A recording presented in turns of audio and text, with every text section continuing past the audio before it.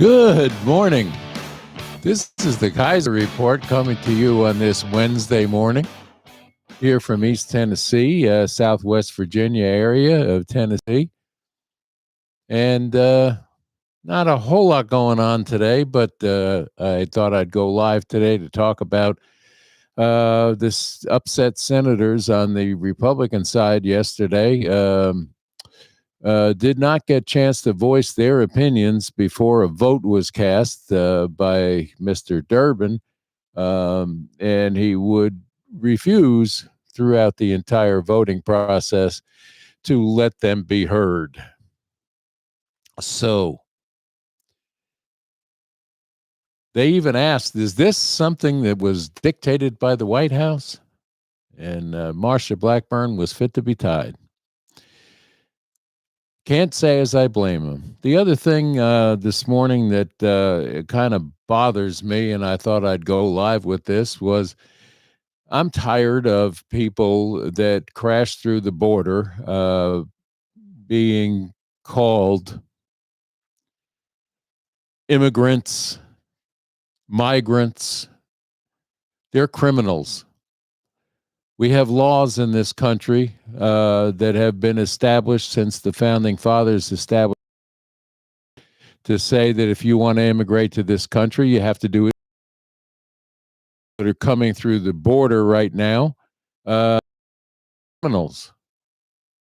They should be rounded up and treated that way and vetted and made to process the paperwork necessary to become a citizen here or to be in this country. But for some reason, we're letting that just get bypassed, and we have millions now. Some people are even saying up to 8 million people that have crashed through the southern border, which our government does not want to close for some reason, and we don't understand why. The crime and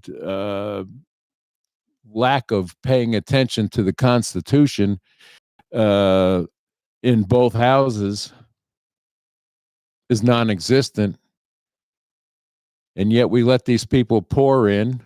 They're on to our welfare status. They're being housed.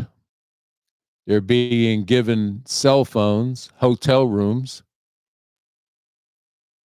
while we have people that have served this country both in the military and as politicians and various other walks of life that are homeless with no place to go. It's almost mind-boggling what's going on today. Yesterday, Norman Lear, who was the person who came up with Sanford and Son and All in the Family, controversial things for their time, but were hit series on the TV when TV meant something. Lessons to be learned were taught. Passed away yesterday at 101 years old, and will be missed. Great man. So rest in peace, Norman Lear. We'll miss you and the programs that you were capable of putting together for our entertainment and lessons to be learned. Speaking of lessons to be learned, there's a lot going on in Washington these days that may not be considered Hoyle, but according to rules, such as the dispelling of a congressperson while Menendez is now being looked at for the first time because of the outcry. You have AOC that's guilty of the same maneuvering of money that was donated for a campaign that was used for other things, which is not a surprise. I guess it's been done all along by certain individuals. But now it's in the forefront and coming to light. Well, let's see. What else can we talk about now? Well, I guess this debate coming up should be interesting at best. And I'm sure that Chris Christie is going to have a lot to input into this. Why their polling numbers are so low is beyond me. Donald Trump will not participate once more. He'll be at a fundraiser, not doing a rally during the debate as he has done in the past. But the news today is that I guess the Georgia court system has come up with another idea to try to get Trump. Let's see. Robert De Niro today announced that if Trump should win the 2024 election, he's going to leave the country. I highly doubt that. They all say that. They've said that in the past, but yet they continue to hate and disparage another human being because they don't like Trump. It's unbelievable. The man came into office, and in my estimation, he made promises on his campaign and was one of the few that actually kept his promises. Oh, and they'll say, oh, well, Mexico didn't pay for the wall. Well, that's a matter of semantics and how you look at it, but I'm sure that it cost Mexico some problems.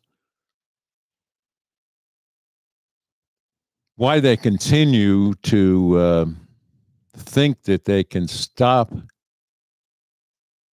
a president who served one term from running again based on false allocations that were made, false and illegal impeachments brought against him, which all came out in the wash to be untrue.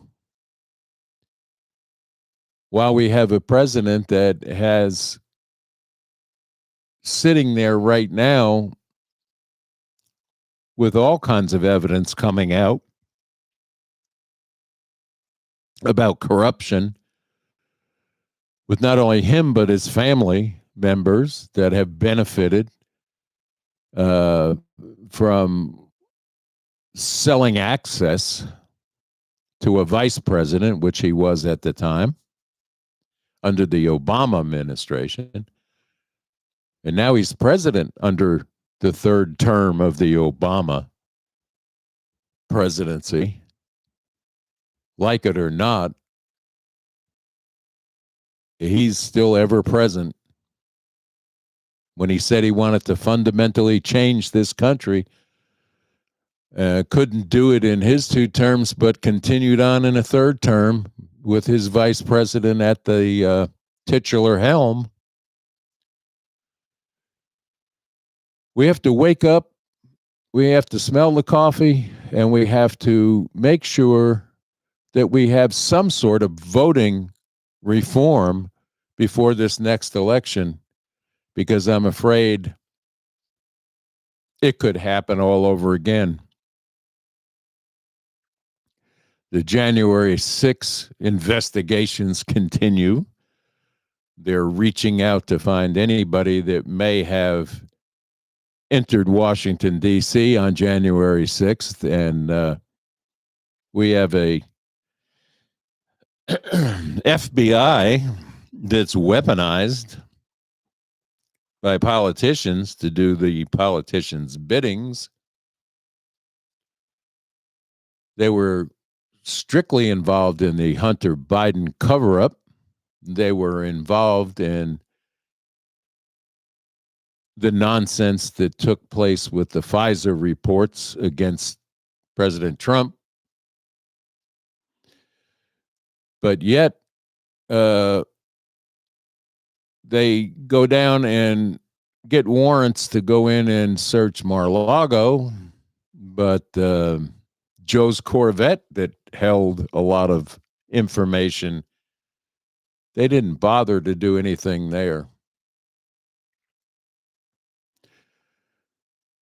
It's a split deal when it comes to who pays for what crimes, depending on what side of the aisle you're on, which I believe is not a good thing. The Constitution wasn't set up that way. The founding fathers never meant for it to happen that way, but yet it does.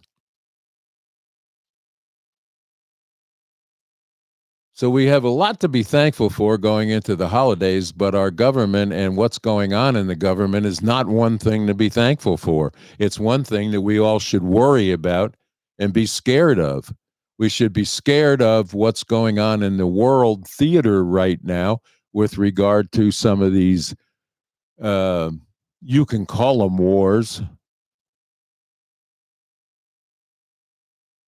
We need to be the hell out of the Ukraine and not fund another penny there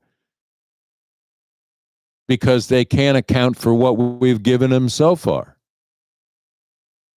We just ring open the till and just throw cash at it, and no one knows why. I think we need an accounting. I think it's up to our government to ask for an accounting of where that money went, but yet no one does. That's a sad state of affairs. The other thing with regard to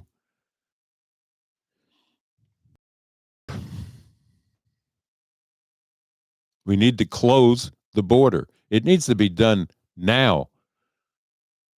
And not as part of funding the Ukraine or funding the Israelis or funding any other country in this world right now until we fix what's wrong here. This country cannot survive taking in 7 and 8 million people who are entering illegally. These are criminals. There's laws. But the laws seem to only apply to the people they don't want running for office today. I urge all of you to call and write your sitting Congress people, your Senate people, and look at who's going to be primaried for the next election and find somebody that's willing to go in and do the job they're elected for. Not what benefits them, but what benefits we, the people.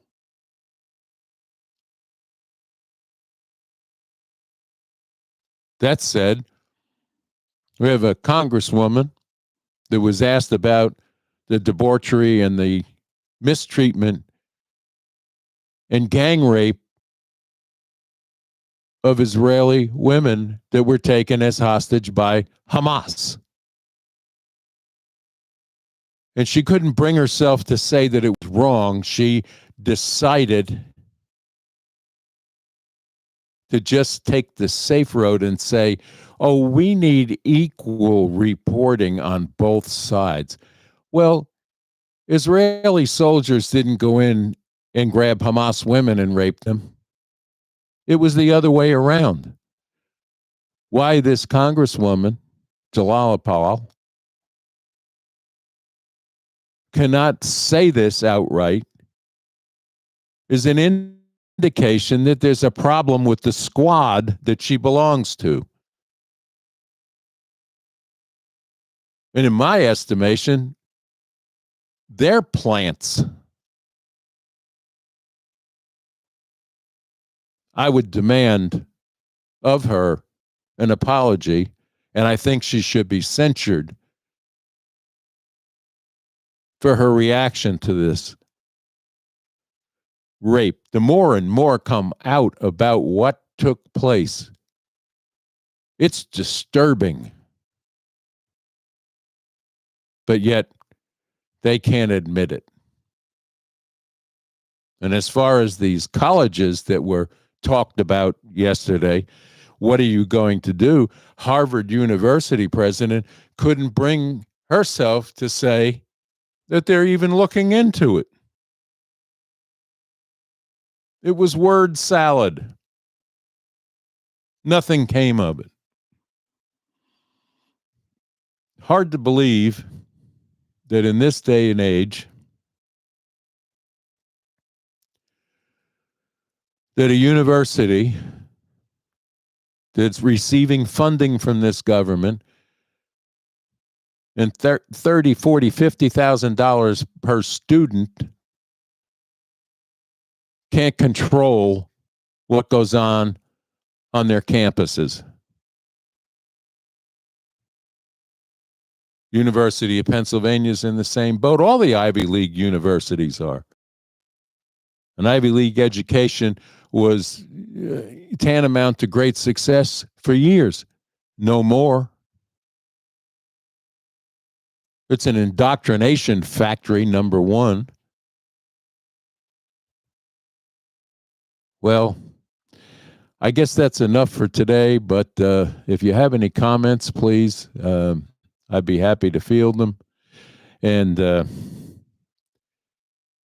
have a great day. Look forward to the holidays coming up, and remember to talk to your congressman.